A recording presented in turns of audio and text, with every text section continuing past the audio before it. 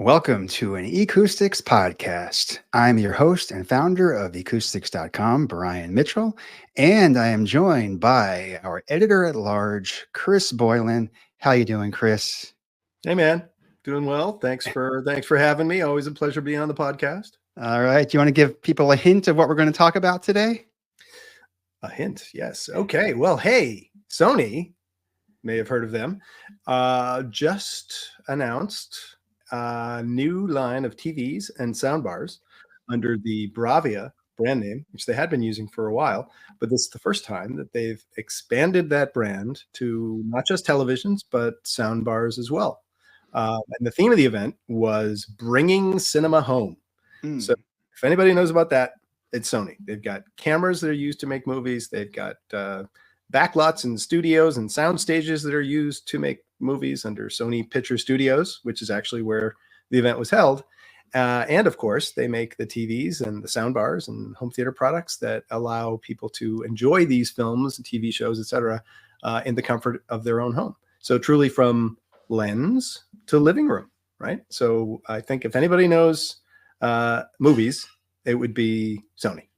Do you agree? I totally agree. I didn't even realize that until we started to think about there is no other company that controls every aspect of the filmmaking process, like you just said, all the way from the camera into your living room. They do the professional equipment. They do all the mixing and mastering with Sony technology. Right. And then you can watch that on a Sony TV with Sony soundbars or Sony audio equipment in your home. Right. Like you said, even after the movie is made, when they're grading it for home, what are these people using in those suites? They're using the Sony broadcast video monitor. So it's really the reference, I think, for color reproduction. And the fact that they do that on the professional side gives them a little bit of an edge, I think, in doing the same thing on the consumer side. Right. And what I think is everyone's here to talk about is this new Bravia theme that was kind of the theme of the new event. There's a simplification happening under Sony. And I'm pleased to talk about that. Their new TV line will be called the Sony Bravia TV line. Exactly. And Chris, tell us about some of these new TVs. Well, to go back a little bit, the brand Bravia is not Sony's first brand in TVs. They started with Trinitron. It started it all in the 1960s, 70s, cathode ray TVs. And then they also had XBR. They had Wega. And if anybody remembers, Qualia. They've had a lot of TV brands in the past, but Bravia was introduced in 2005. And Brian, did you know that Bravia is an acronym and actually stands for something? Did you know I did not know that. Do you happen to know that? Yes, I think I have it written down, and it's the best resolution audio visual integrated architecture. Bravia. I like it. I'm going to stick with Bravia. Yeah, probably a good call. All right. Well, let's talk about the new TVs for 2024. Sony has two lines, mini LED and OLED. But let's talk about the mini LED first. Sure. Yeah, I kind of like what they did is they've all the TVs are Bravias. There's Bravia 7, which is a mini LED, Bravia 8, which is an OLED, and Bravia 9, which is also a mini LED. So right now they're putting their mini LED technology, which is really, it's an LCD TV with mini LED backlights and local dimming. So it's not, it's still an LCD television, but it's got, a very advanced backlighting system. But they're putting that on the top right now, and they're putting OLED one step below that, I should say, with the Bravia 8. And then the Bravia 7 is similar to its big brother, the Bravia 9, but, with fewer zones. So I think this is the first time in a while that I've kind of gotten the feeling that a mini LED TV could really give an OLED TV a run for its money. We saw all of the TVs reproducing a bunch of different content, some of it extremely hard to reproduce, like sunsets and sunrises and bright areas of screen, dark areas of screen, etc. But they're doing it now in with higher brightness than they've ever done before. They showed us comparisons with not only competitive TVs, but also with Sony's own flagship from the previous year, the XZ9, I think it's, or ZX9. It's one of those things. There's an X, there's either the 9. It was a mini LED television as well, with local backlighting. But this year it's up to 50% higher in peak brightness, and they've got a lot more control over those backlighting zones. They've been able to get a lot more precise, and when they can do that, they can start to approach the black levels of an OLED. They can get rid of the dirty screen effect. They can get rid of the haloing that used to happen a lot around locally dimmed LED LCD TVs.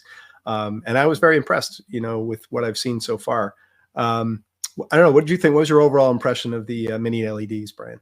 I thought the mini LEDs were really giving OLED a run for its money. And that was kind of a big surprise for me. I had thought before going into this event that nothing's going to beat OLED. And that's really been the top of the line. And if you want the highest quality TV, that's historically been what we would recommend. But some of these new Sony mini LED TVs are actually brighter than an OLED TV at the current technology level in 2024.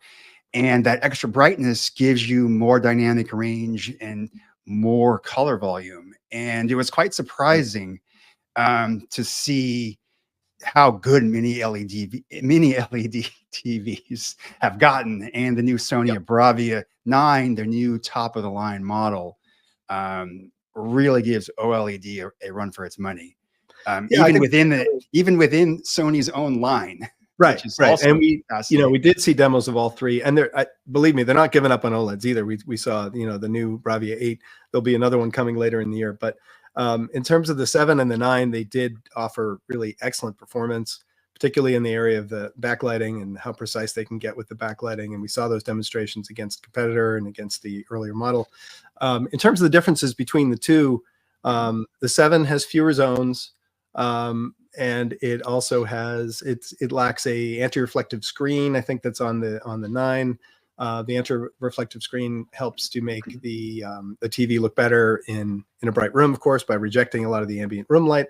And it also has better off-axis viewing, the Bravia 9 versus the Bravia 7. So in terms of the picture quality, they look very similar. The 7 is available in a smaller size. It's available in 55, 65, 75, and 85 inches. The Bravia 9 is available in 65, 75, and 85 inches. Its predecessor from last year was only available in North America in an 85-inch size. So that's new, that they're going to have a flagship mini LED TV in a 65-inch size, which they did not have last year. And again, seeing it versus last year, which was already a strong TV, looks like they've made some pretty good improvements to the picture quality overall. So definitely like the new Bravia 7, the new Bravia 9, that's in the mini LED. And then sandwiched between that is Bravia 8, and that shifts to OLED technology. Right. What's new in the new Bravia 8 this year, Chris? So the 8 looked a lot like the A80L, which I reviewed last year, and it's an WRGB panel. So I guess probably made by Display, ones who make most of the WRGB OLED panels. The Bravia 8 compared to the A80L, it's a slimmer cabinet. It's 31% thinner. And it's got a 29% thinner bezel. So the frame around the edge is very, very thin, and the back of it is also very thin. So it can go very close to the wall and look like it's basically a part of the wall, kind of like a picture frame. There's also a new slim mount that they're offering for their TVs that'll help with that illusion of it just being sort of like a picture frame hung on the wall. It is adding a few decoding tricks over previous years. It's able to actually support DTSX, which the A80L did not last year. The A95L flagship did support DTSX for immersive surround, but the A80L didn't. And it's also got a really cool new feature called Amazon Prime calibrated mode. Brian, I know you're a fan of that. That's my favorite new feature of the new Bravia series for 2024. Almost all of the models have it. There's one of the lower end range that doesn't, but it really just takes the guesswork out of calibrating the color and TV settings. So you never have to go in the menus to fiddle with anything. If you're watching Amazon Prime content on a new Sony 2024 TV, Sony's able to talk to Amazon in some capacity and figure out how to optimally calibrate the best picture quality for that type of content, but also for the conditions and of your space, whether you're in a dark space or Right. you're in a sunlit room or you have different fluorescent lighting conditions. It Yeah. can compensate for everything, which just seems crazy that it really just takes the guesswork out of getting the best picture quality. Yeah, I know Amazon Prime is one of the few streaming services that does do live broadcast. They do Thursday Night Football. And from what I understand, the settings that apply to a live streaming event from sports are actually different than they would be for a movie that's coming in, right? Was that your understanding as well? Yeah, that was my understanding too. If you're in a dark room, it'll all and it knows you're watching a movie on Amazon Prime. It'll calibrate that into some type of filmmaker setting that has been pre-negotiated with Sony and Amazon to give you the most accurate color, which I don't know why this has taken this long, because this is so cool. Like the fact that you don't have to go into and change any settings. Right. And then the other interesting stat I thought they gave us at their presentation, they said only a very small percentage of people actually go in and change the default setting on their TV. Right. Not everybody's having their TVs calibrated by a professional. They're probably going out of the box, hitting like a vivid or a sports mode. And when we go to visit those people, we cringe, of course. But fact is, people are not really getting DIY and calibrating the TV. And by having that ambient light sensor, knowing how to optimize the TV for the different kinds of content, I think what they're trying to do, and hopefully it's going to work, is giving the viewers a more, optimized experience without having to even worry about it. Just by turn on the mode in the menu, watch Amazon Prime, and it's going to be good. Right. I mean, it truly builds on their motto for this year of bringing the cinema experience home. Right. Like, what better way to do that than to make it automatic and simple? Right. And they also have advanced features for calibrators with automatic calibration mode, that you can lock in those settings. They're not taking away all the good stuff from the DIYers and the professional calibrators. They're just giving you a taste of that as a end consumer without having to, read the user manual, get into the nitty gritty, watch a bunch of YouTube videos, etc. So I think it's a step in the right direction.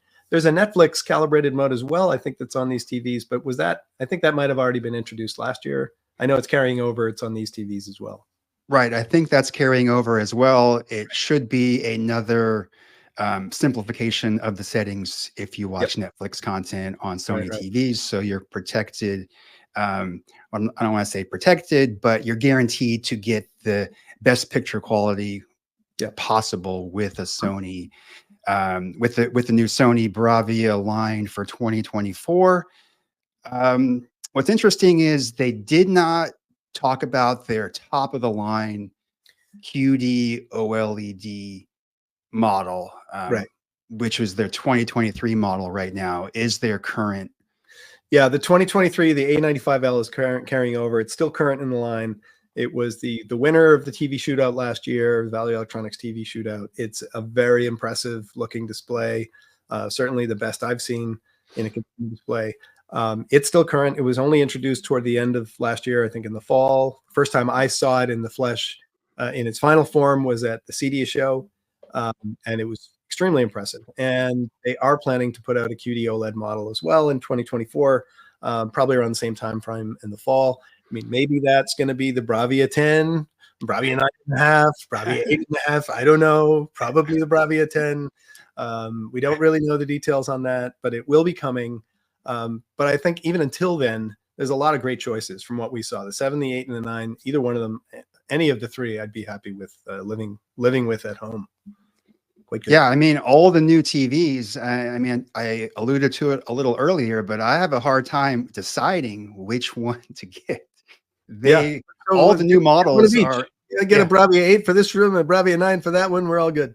Right. Well, let's give people a little bit of guidance if they do want to choose the OLED versus mini LED. Okay. What I would say is if you're looking for high performance, value oriented, the 7 is probably going to be a really, really strong performer. If you're looking for top of the line, then it depends on your viewing room, right? So if you're going to be watching in a controlled environment, in a basement or a place where you can turn off the lights, close the shades, etc., OLED is still probably going to be a very strong performer. Black levels are really hard to beat on an OLED. May not have the peak bright levels of a mini LED, but it's going to be great if you're in a darker room. If you're putting it in a living room and you're having people over to watch the Super Bowl, but you really want it to look great at movie night, I think it's going to be hard to beat the Bravia 9. It's going to be expensive. We don't have pricing yet, but when we looked at a sunset on that TV, it stuck with me. And so we went to dinner with the Sony people afterwards. I looked out the window and there's a sunset. And I looked at it and said, nope, it was better on the Bravia 9. So it was that impressive. Better than God. Well, maybe better than that sets a high bar. I like yeah, that. it's a pretty high bar. But I mean, I'm joking, but it was almost that impressive. The sunset on that Bravia 9 looked, remarkable.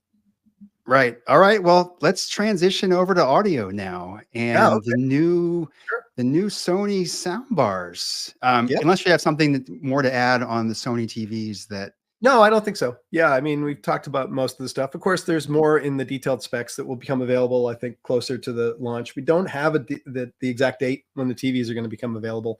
We just know that today, as we're releasing this video on the 17th of April, that they're announcing this to the world, all the products, all the product names, and most of the details other than pricing. If pricing becomes available before we release this, then we'll add something to the show notes to the video as well. To let people know about that. But in terms of the sound bars, yeah, it's the first time they're using the Bravia brand to expand to their sound products. And what I like about that is it does give the consumer the idea that these are products that were designed together, meant to be used together. Hopefully it'll give some people the incentive to actually put a sound bar in their cart along with their TV, because, the specs that I've been seeing, even though 99% of households have a TV in their house, only about 20 to 25% have a sound bar. And I mean, sure, I'd love them to all have receiver and, 7-channel speakers, 7.1.4 system. That would be ideal. But what they can do with these sound bars is so much better than the TV speakers, built-in sound. So if they can increase what's called the attachment rate, where people buy not just the TV, but they say, okay, I got to get a sound bar too if I really want the best experience, that will be better for consumers to really enjoy a cinematic experience at home. Not just movies though, sports as well. I mean, watching like basketball games and football games in surround sound with the crowd coming from behind you and everything, it's really cool. You really feel more like you're there, right? So now we've got Bravia for soundbars. The main difference, I think, between 2023 and 2024 is that they've gone with a little bit of a slimmer form factor, specifically not as tall. So it can fit in well, whether you mount it on the wall or mount it with the television, or you set it in front of the TV on like a credenza or something, if the TV is sitting on a stand. It's about, I think, 30% also-ish, right around there, smaller than the ones that came before it. The Bravia 9 replaces the HTA 7000 flagship, and the Bravia 8 replaces the HTA 5000, which I reviewed in Acoustics last fall. In terms of differences, the Bravia 8 has 11 drivers. The Bravia 9 has 13 drivers, which gives you a little bit more image specificity. They both have side firing and up firing drivers. So on their own, without a subwoofer or a speaker, they can reproduce a form of Dolby Atmos. I mean, it's reflective, so it's not going to be perfect, but it's a start. We always recommend adding rear speakers and a subwoofer, and to keep things simple, they did not come out with a whole new line of surround speakers and subwoofers. They are maintaining compatibility with last year's models. So you've got the options are the RS3S, or just RS3S if you want to call it. That's a simple rear surround speaker. And then there's also the upgrade, which we have a picture of in the video version of this, and we'll include with the show notes, which is the SARS5.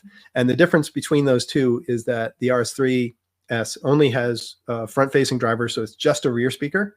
The RS5 has top-firing drivers as well, so you can really turn it into a 7.1.4 full surround system, up-firing speakers in the bar, up-firing speakers in the back from the surround speaker. And the other cool feature on the RS5, which is a little more cylindrical looking, is that it can be completely battery powered. So we talk about wireless speakers, but they always have a power plug, right? This one has a power plug, but you can unplug it for up to 10 hours and put it in a more optimized place in your room when you're watching a movie or watching TV, etc. And then after you're done, just plug it back in. Maybe you had it in the back wall, somewhere out of the way. So that's kind of cool. I've seen other systems like Philips had a system like that where you could have wireless rear speakers, but I didn't realize the Sonys could do that. And, you know, my bad, because I think this feature was already there last year, but I just read about it. In terms of the subs, there's the SW3, SW5. SW3 is it's about a 6.5-inch driver, pretty small cabinet volume, 200 watt amp. It's pretty good. It definitely enhances the soundbar sound, but I totally recommend the SW5 instead, because it's got a passive radiator, it's got a larger cabinet, 300 watt, larger driver. It just gives you, you know, more of that kind of lowest octave of sound with the bars. Of course, it's more expensive. And if you can only get one and you're budget limited, go ahead, get the SW3. I reviewed it. You know, it was competent. The SW5 is just better overall. Right. Well, briefly, let's go back to, I think we touched on it, but the new sound bars are Theater Bar 8, Theater Bar 9. Right. Slightly differences. Do you want to give anyone any guidance on when they should get the 8 versus the 9? Well, the 9 is a flagship. It's got 13 drivers, like I said. It's got, I think, actually 13 new technologies or components were included in the bar. They quizzed us about that during the demo. And there we go. We got it right. But there's forward-facing projection drivers. There's tweeters that were actually borrowed from the high-end Sony desktop speakers. So it's made with a much more, I think, refined sound. It's also larger. So standalone, it's going to have a little bit better bass. And it's going to be a better match for the larger TVs. So if you're getting something that's, you know, 75, 85, definitely go with the Bar 9, Theater Bar 9. The Bar 8, I'm sure, is going to be a couple $100 less expensive. You know, it's going to be a more affordable option. And it's a little bit slimmer. It's not as wide. So it's probably going to be a better size match for the 55-inch, particularly. When we saw the Bar 9 on a 65-inch TV, though, it didn't look like it was wider than a 65. So I think the Bar 9 would go with any of them if you have the budget for it. But even the Bar 8 is going to be a big step up from TV speakers. And two of the cool things, I think, with the Sony soundbars, if you use them with Sony TVs, you can use the Sony TV as a center channel speaker. S Center, I think, is what it's called, and it allows you to have all the dialogue locked onto the screen. And if you use it with one of the OLEDs, the OLED screens the entire screen is actually a speaker. It's got actuators that make the entire screen resonate with that, you know, that mid-range frequencies, or all frequencies if you're using it without a soundbar. But what that allows you to do is get a little bit better dialogue lock on the screen. So when people are speaking, it really sounds like it's coming from the screen instead of a little below, a little above, or wherever you've placed it. So that's one of the advantages. If you use it with the Sony TV, you can explore that option, see if you prefer it. It sounds pretty cool when you're watching movies and TV shows. I didn't like it as much for music, so I'd usually turn it off listening to music, but turn it back on for movies.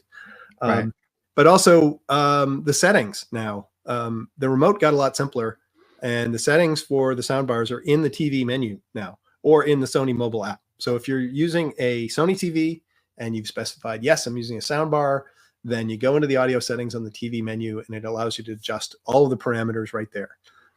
If you're using it with a non-Sony TV, then you can get in Sony mobile app and make all your settings adjustments there. So it's your choice. You can do it either way. By making it slimmer, they did take out the little LED screen that used to be on the previous soundbars that would show you, like, you know, DTSX or Dolby Atmos when you're decoding that. So now any of the informational stuff that they used to provide on that little LED screen within the soundbar is moved into the Sony mobile app. So that's how they did that. They got rid of the screen and they just moved the information to the mobile app. All right. Bravia 8, Bravia 9 are the two soundbars. But the next new audio piece of equipment is called the Theater Quad. And this is something, It's not a soundbar. It's a evolution. If you followed Sony's product from last year, the HTA9, Mhm. which is more of a cylindrical speaker. Cylindrical. Cylindrical That's speaker. the Thank word. you. Yes. But yeah, let's get back to the quad. These are flat panel speakers that can be wall Mhm. mounted. They have front firing and upward firing drivers. Mhm. They can also be stand mounted. But what's cool is that they're all wireless and they don't have to be perfectly symmetrically placed in your room. I think Right. ideally you would want that, but if you don't have the space for them, you can mount them close to your TV and close to the rear walls or the side walls. And the system has a calibration to figure out the Mhm. distances that it is and give you that surround sound experience from 4 individual wireless speakers. So it's a pretty interesting concept that Sony is innovating on. And they're leveraging their Sony spatial sound mapping, Yep.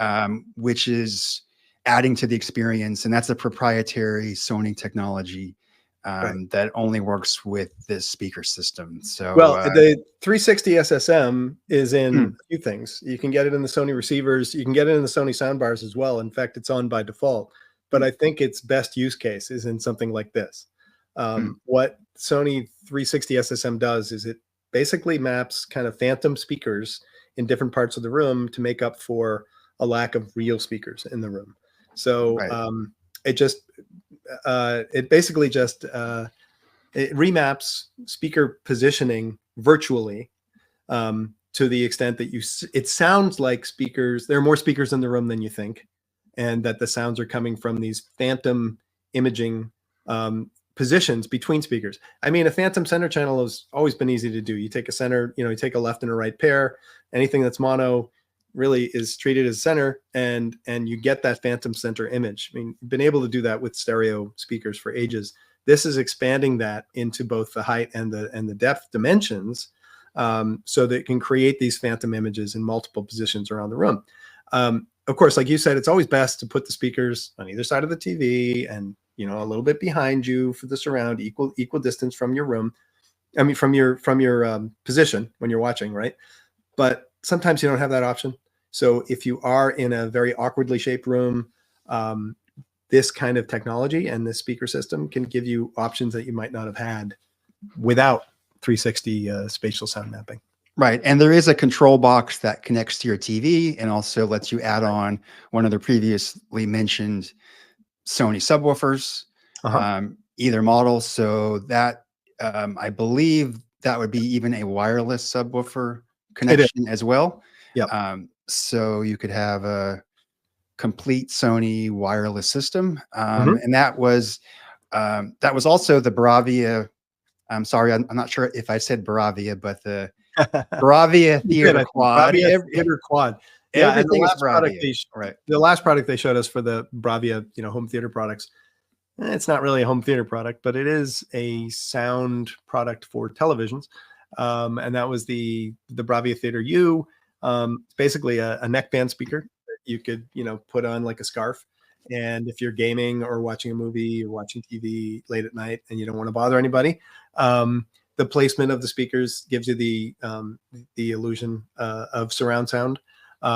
But it also did a fair job of locking the dialogue on screen. Like a lot of the on-screen sound, even though the speakers are kind of down there at your sides on either side of your, in front of your shoulders, dialogue sounded like it was coming from the front screen. So they did a pretty good job, I think, of creating a realistic kind of surround effect, from a very small portable speaker. Of course, it doesn't have much in the way of bass because it's just a little neckband speaker. Um, but it's a nice option if you tend to watch things late at night and you don't want to wake anybody else up. Nice thing about the new TVs is they do have dual Bluetooth output. So you could Mm. potentially have one person connecting a Bluetooth headphone, another person connecting a Theater Bar U, or two people with Theater Bar U's, and they get their own little experience of the sound right around themselves. So that's kind of cool. And that's something that was new in the 2024 TVs as well. All right. Well, I think we've talked about the new Sony Bravia line for 2024. The interesting thing is the naming. I love the simplified naming. Yep. Bravia 8 soundbar, Bravia 8 TV. It doesn't mean you have to match the number with the soundbar with No, the TV. right. You can mix and match those, but Yeah. Bravia 9 TV, Bravia 9 soundbar. I mean, Sure. that very simple way to figure this stuff out. So really like the new Bravia simplified naming convention, bringing the cinema experience home. And we got a little backstage pass into a Pixamundo. I think I'm saying that right. Yeah, you said it right. Production stage. I mean, this was fun. This was cool. This kind of technology I first heard about with The Mandalorian and a soundstage called Volume, where they basically use a massive, I'm talking about, I think it's 1,400, if I'm not mistaken, individual screens all put together into effectively one giant screen. It's like in a hemisphere almost. They have screens on the roof, they have screens on the walls, and it's curved, right? And it uses the Unreal Engine, the Unreal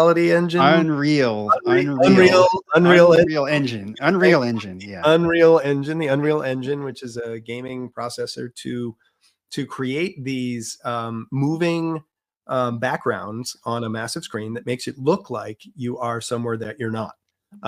What you're seeing right now is actually they simulated being in LAX airport, and it was kind of cool. I saw it the next day. It looked pretty much the same. And it when you're in it, it's pretty trippy. You feel like you're somewhere else, but it's used as a backdrop for filming movies and TV shows. It was used really effectively in Star Trek Strange New Worlds, where they used it for like the engineering deck, where it looks like that deck is going on for like 200, 300 feet, and it's really only about 40 feet. But they create this illusion of depth and space all around you. And as you're watching that in a movie or TV show, you have no idea that it's not a real backdrop. But it's a lot cheaper than, flying to Mars or, shooting something on the moon. Or if you need a desert backdrop, you don't have to go all the way to Tunisia or Morocco. So it was used in that Star Trek series, Strange New Worlds. It was also used in House of the Dragon, Game of Thrones prequel. So it's very cool, and being there and seeing it happen just kind of brought home the fact that Sony doesn't just create TVs, they don't just create speakers, they are involved in the whole movie making process, and they're coming up with these creative solutions. Pixamundo is the name of the technology now that Sony uses for these stages. And any of the photos that you've seen during this podcast / video that we're recording, the backdrops that were behind the televisions weren't real. They were actually up on that screen. So when it looked like there was sun streaming in through the window and it was, some plants in the background, that was all just smoke and mirrors. It was all done in this Pixamundo background. So it was pretty cool. It was nice to be able to take a little tour of it and see how it works. Yeah, I mean, we had a great tour of Sony Pictures Studio. I definitely want to thank the marketing people, PR, Maya Wasserman, Mara Radican, for putting this on. I mean, this was an incredible behind the scenes look at Sony. I mean, we got to see how the movies are made, how they're mixed and mastered, how they do Dolby Atmos, how all that, how they do the Foley effects and the that was cool. The ADR, I think I'm getting that right. Well, that ADR is when they add the dialogue later. The Foley is right. When make horse sounds, and it was amazing. The Foley artist that they had us in front of was a true artist. He basically creates footsteps and horse sounds and manhole covers moved, and you don't realize all the little bits and pieces that go into making the sound of a film. But it does take true artists to do that. And I think that, with this event and bringing together of the audio and the video products under the one Bravia brand, hopefully they're also going to provide some bundles for customers to get a discount on the TV and the soundbar if they buy them together. They've done that in the past. If they can get that like really aggressive and really, show people the value of bringing home good sound in addition to good picture, then, hopefully we can really try to bring that cinema-like experience to home, which is what we're all excited about and we Right. like about, and Right. anything that's going to help customers actually realize that experience at home, I think is a step in the right direction. Yeah, I mean, I really like what Sony's doing. I think this is a big step in the right direction. It's kind of a rebranding for Sony in a sense, with Bravia being the centerpiece of simplifying the naming conventions, simplifying the use cases with Amazon Prime Calibrated. Mhm. So there's a lot of streamlined simplification going on here that's all beneficial to the consumer. And Yeah, I'm excited for people to come check out this new line. And I'm excited to get it in house so I can actually, test it out. It's right, going to be right, fun. right. We do have reviews coming. We'll have links to everything in the show notes. This is breaking news right now. We'll be releasing this on the first day that we can release it. So we don't yet have all the information Right. yet, but look for that in our show notes, as we'll have links and pricing and specs and all that stuff. And any final thoughts, Chris? No, I think, it's a little inside baseball, but, being able to be at a show like this again, it's something that we used to have in the past, these big shows, big launches, and we hadn't seen it in quite some time. And it helps to get excited about the industry and the products and where things are going, by bringing a lot of people together, bringing some of the filmmakers and cinematographers together to, so they could share their thoughts of the new products and using Right. products in their day to day. It really, it brings a little bit more enthusiasm back to the game, which I think might have been missing. So it was nice. Thanks. Good job, Sony, and bringing some of the excitement back. Yeah, thank you, Sony, for bringing the cinema experience home. And We were I not think paid to say this, by the we way. can wrap that up and wrap up this podcast. Appreciate everyone for tuning in today. Yeah. And we hope to see everyone next time. Bye-bye. Thank you to our sponsor, Q Acoustics. From the affordable but high-performance 3000i series to the new advanced 5000 range through to the high-end Concept family. Make Q Acoustics your entry point, your next sonic step up, or your end-all for your hi-fi and music listening journey.